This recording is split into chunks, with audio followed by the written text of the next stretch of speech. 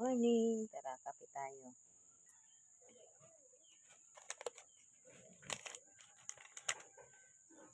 Yung isang vlogger dito. Yung aking manok ang bibiluhan. So, yan. Yung tira sa aking malagkit. So, yan. Tutong na siya.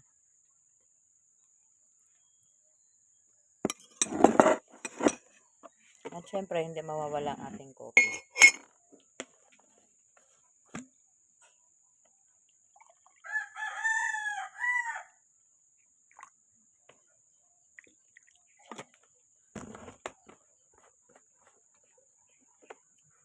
Ang mahiwagang kape. Na kahit anong gawin mong halo, ay hindi agad-agad natutunaw.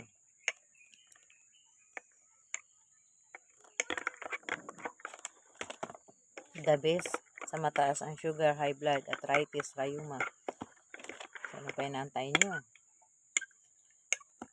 Coffee na.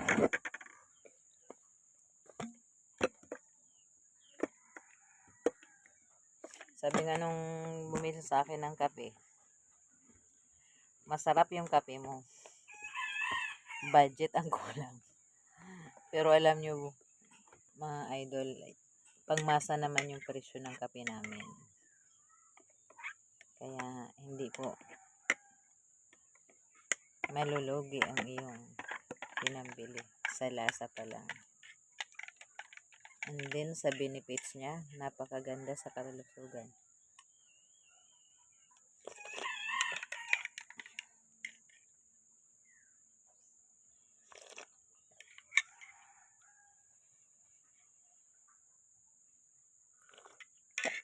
So, yan po mga idol ang ating vlog today.